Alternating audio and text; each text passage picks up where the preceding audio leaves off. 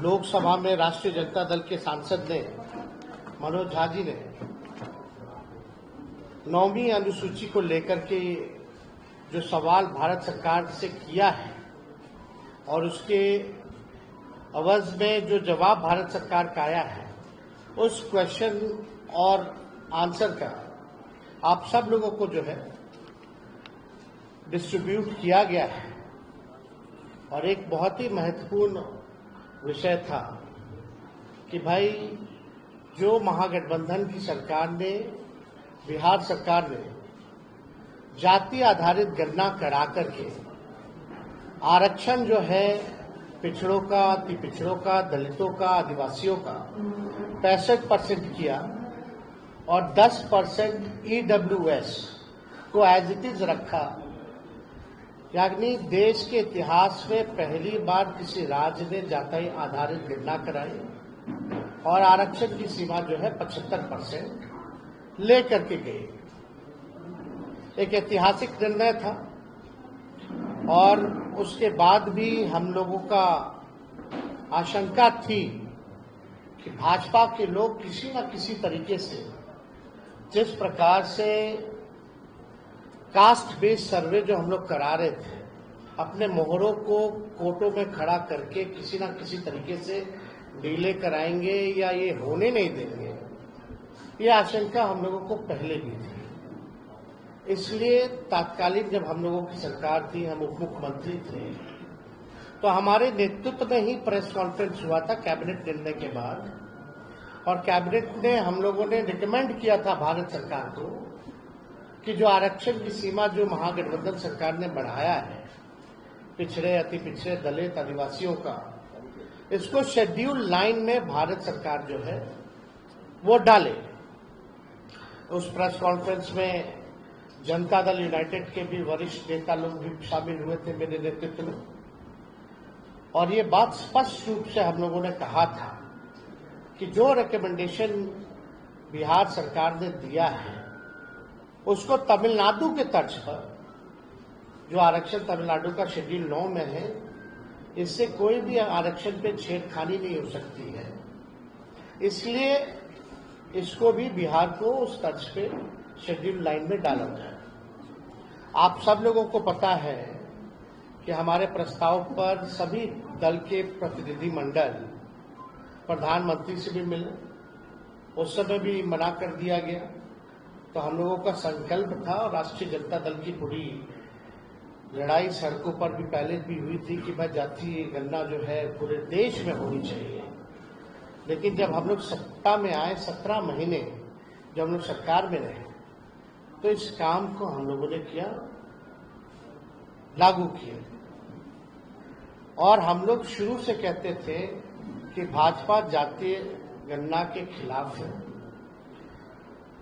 Bharatiya Janata party Bihar को विशेष राज्य का दर्जा नहीं देना चाहती है और भारतीय जनता पार्टी जो है शेड्यूल लाइन में जो महागठबंधन की सरकार ने आरक्षण पिछड़ों का, अति पिछड़ों का जो बढ़ाया है, उसको डालना नहीं चाहती है अनुसूची 9 में। यानी तीनों चीज हम लोग उस समय भी शंकित थे कि कोई ना कोई कोर्ट चला जाएगा और इस प्रकार की बातें आएंगी। कोर्ट में ये मैटर गया और कोर्ट द्वारा जो है ये रोका गया। फिर ये मामला जो है अभी सुप्रीम कोर्ट में है और हमने पहले भी कहा था कि अगर अनुसूची 9 में इसको नहीं डाला जाएगा तो हम लोग सड़कों पर आंदोलन करेंगे। और बिहार सरकार किस प्रकार से पक्ष रख रही है हमको, क्योंकि भरोसा नहीं है मौजूदा एनडीए सरकार पर, बिहार की सरकार पर, क्योंकि भाजपा जो है उसमें बड़ी पार्टनर है। और चाहे केंद्र में हो या बिहार में, एनडीए की सरकार है।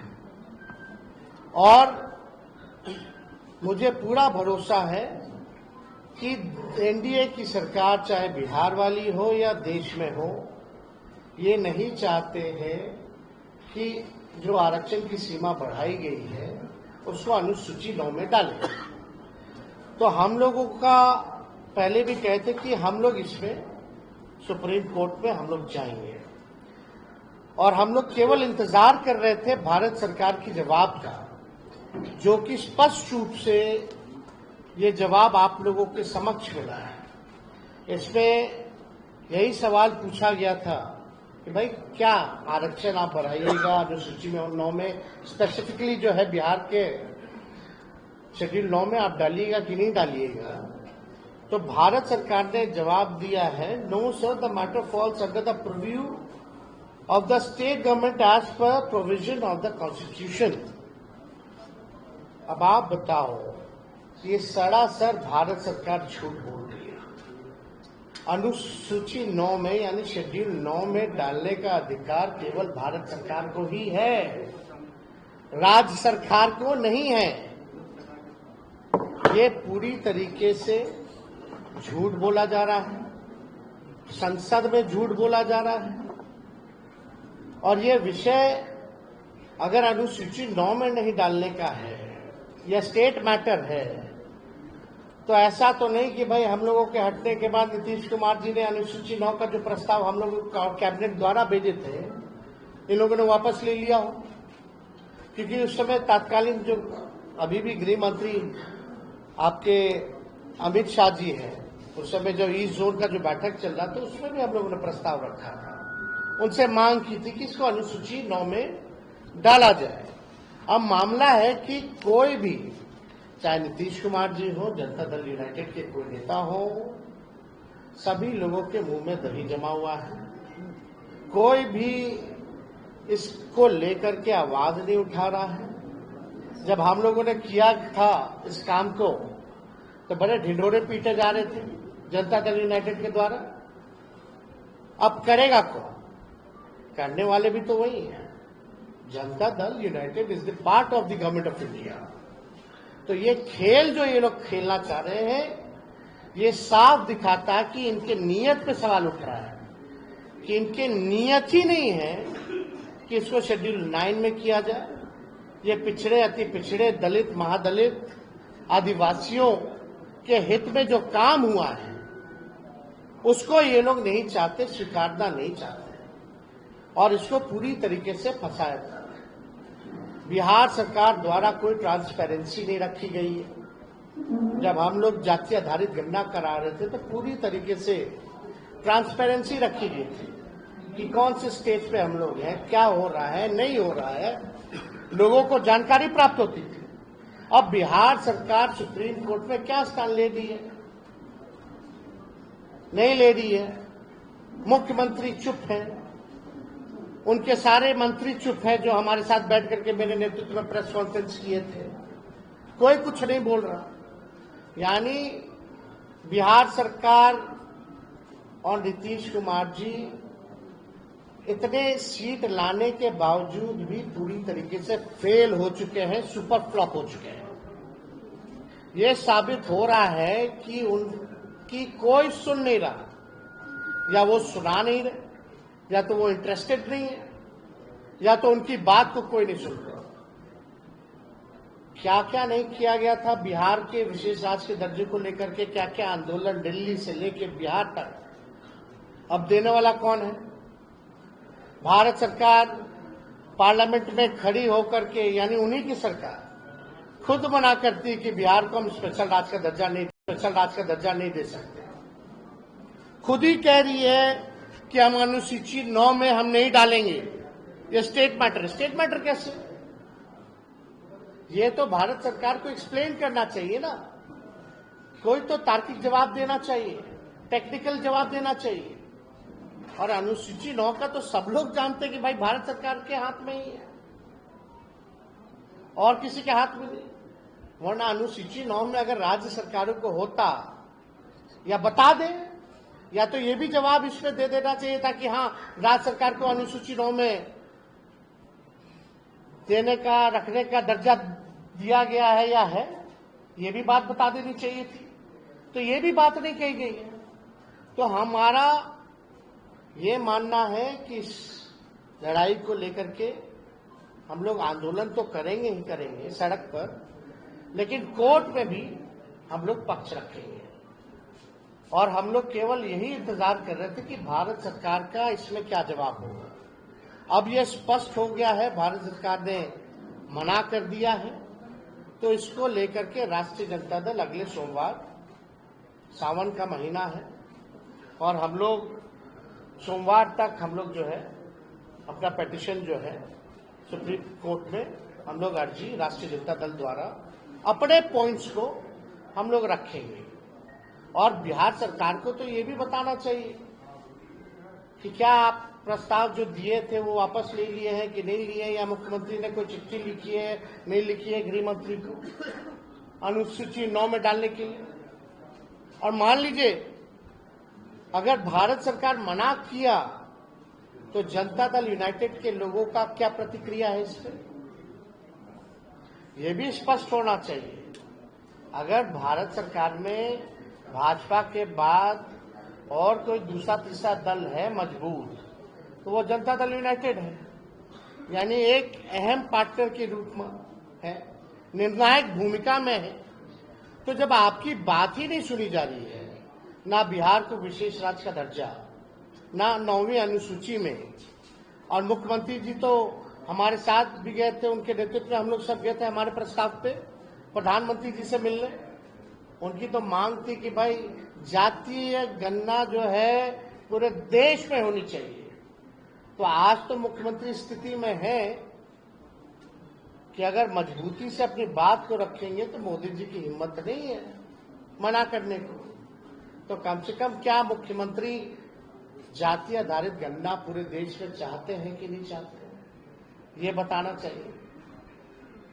तो ये तीनों सवाल को लेकर के पूरी तरीके से डबल इंजन की सरकार 6 महीने हो गई है, कुछ जो है इस विषय पे ये लोग काम नहीं कर रहे हैं, केवल सत्ता का मौज ले रहे हैं और बिहार की जो पिछड़ी आबादी है उनके साथ अन्याय कर रही है। हम लोग सच्ची लड़ाई लड़े, राष्ट्रीय जनता दल के लोगों ने जो कमिटमेंट किया था उसको हम लोगों ने मात्र 17 महीने के अंदर, चाहे नौकरी का मामला हो, चाहे स्वयं सहायता समूह के मानदेय को दुगुना करने का हो, चाहे जाति आधारित गणना कराने का हो, आरक्षण की सीमा को बढ़ाने का हो, हम सब लोगों ने उस काम को पूरा किया 17 महीने। लेकिन आखिर ऐसा क्या हो गया कि राष्ट्रीय जनता दल के हटते ही जब ये भाजपा और एनडीए डबल इंजन की सरकार आई तो सारे काम में जो है ताला लग गया। तो इसलिए हम लोग इसलिए प्रेस कॉन्फ्रेंस बुला करके आप लोगों को सूचित करना चाहते थे कि कम से कम आप लोग भी सूचित हो जाइए और देश और राज्य के लोग को भी सूचित कर दिया जाए कि भारत सरकार मतलब जनता दल यूनाइटेड बीजेपी, इसमें बिहार की पार्टियां हैं एनडीए में, बिहार को ही वोट लेके अब बिहार को विशेष राज्य का दर्जा नहीं दे दिए, बिहार का ही वोट लेकर के सारा काम करके आरक्षण को 9वीं अनुसूची में नहीं डाला जा रहा, पैकेज नहीं दिया जा रहा अलग से। बजट में तरह तरह की बातें आई, जितना इंफ्रास्ट्रक्चर का पुराना मामला जो हमने उठाया वही सारा उसी टाइम हो गया था, उसी चीज को दोहराया गया, खाली नोट कवर बदल दिया गया। तो हम लोग इसको लेकर के हम लोग जो है जनता के बीच जाएंगे, अदालत सर्वोच्च न्यायालय हम लोग जाएंगे और अपने पक्ष को मजबूती के साथ रखेंगे और किसी भी कीमत पर जो आरक्षण महागठबंधन की सरकार ने बढ़ाया था उसको खत्म नहीं होने देंगे, उसको लागू करा करके ही हम लोग दम लेंगे। इसलिए आप सब लोगों को हम बुलाएं और कोई विषय पे अगर आप लोगों को सवाल पूछना हो, आपको बोले 15 अगस्त के बाद हम लोग जाएंगे। किस वजह से आखिर ये नहीं शामिल हो पा रहा है? नियत ही खराब है। अरे भाई 17 साल से तो उन्हीं लोग का डबल इंजन का सरकार था, पहले क्यों नहीं जाति आधारित गणना हुआ, आरक्षण क्यों नहीं बढ़ाया गया? राष्ट्रीय जनता दल आई 17 महीने में करके दिखाया, और करके ही नहीं दिखाया, जब चले जाने के बाद इसको फंसा दिया गया। किसी को ईडी का डर है क्या? उनके अधिकारी पे ईडी अब क्या डर है, नहीं डर है, ईमानदारी से तो जांच हो तो बहुत मामले खुलेंगे, लेकिन अब अंदर उन लोगों के क्या चल रहा है वो आप लोग जानते हैं कि भाई लोग तो डीलिंग वाली पार्टी है, ये लोग केवल डील करना जानती है। उस डीलिंग के बावज में क्या क्या लेंगे नहीं लेंगे वो अलग मैटर है। तेजस्वी जी, विधानसभा सत्र में आप क्यों नहीं का फैसला आया है, कल जो शेड्यूल कास्ट और शेड्यूल ट्राइब के लिए सुप्रीम कोर्ट का फैसला आया है, उस पर आपकी पार्टी का क्या स्टैंड है? देखिए, हम लोगों का शुरू के दौर से ये मानना है कि राष्ट्रीय जनता दल जो है सर्वोच्च न्यायालय के अनुसूचित जाति और जनजाति के आरक्षण के वर्गीकरण के पक्ष में नहीं है, और ये निर्णय 1932 के पुनः पैक्ट और संविधान के मूल भावनाओं के खिलाफ हम लोग इसको मानते हैं। ये साफ बात है। आरक्षण जो दलितों को, आदिवासियों को जो दिया गया था, इसमें क्रीमी लेयर का क्या मामला है? इसमें आर्थिक तौर पे तो था ही नहीं। बाबा साहब अंबेडकर ने इसलिए आरक्षण दिया था जो सदियों से या अभी भी जो भेदभाव, ऊंच नीच, छुआछूत, जो डिस्क्रिमिनेशन जो चल रहा था उसको पाटने के लिए ये आरक्षण है। तो इसको तो आर्थिक तौर पे ये आया कहां से मामला? तो ये पूरी तरीके से हम लोग जो है इसके पक्ष में नहीं है। वर्गीकरण को लेकर के ये आर्थिक तौर पे नहीं है। अगर आर्थिक तौर पे ही आपको न्याय दिलाना है तो आप नौकरी दीजिए सबको। क्यों नहीं देते नौकरी? नौकरी की बात क्यों नहीं करते? कितने लैंडलॉर्ड हैं, कितने कम परसेंट, कितना लैंड किसके पास है? ये सबके पास है। आंकड़ा सबके सामने सार्वजनिक है, डिस्ट्रीब्यूट कर दो। लेकिन आज भी ऐसा देखा गया है, हम लोग देखते हैं कि दलितों की किस तरह से पिटाई की जाती है। जब शादी में घोड़ी पे नहीं बैठने दिया जाता, पूजा पाठ नहीं करने दिया जाता। दलितों और आदिवासियों को तो छोड़ो, अखिलेश यादव जी मंदिर जाते उसको भी धोया जाता। जीतन राम मांझी यहां मंदिर गए तो उसको धोया गया। तो ये जो भेदभाव, ऊंच नीच, छुआछूत, कोई जो है अनुसूचित जाति और जनजाति का मालिक ना बने, उसका वो ना बने। दलित, आदिवासी अपना भला स्वयं जानते हैं, अपना निर्णय वो खुद करना जानते हैं। इसलिए हम लोग पूरी तरीके से जो है केंद्र सरकार से हम चाहते हैं कि अध्यादेश ला करके जो विसंगति है उसको दूर किया जाए इस मामले में।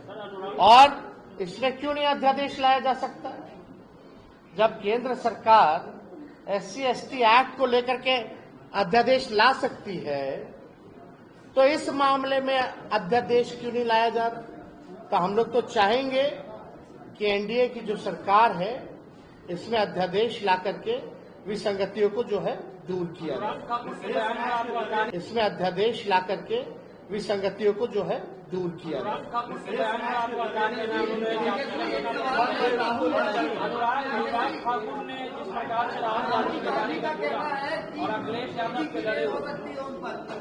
राहुल गांधी का कहना है कि ऊपर ईडी की रेड हो सकती है, चाहे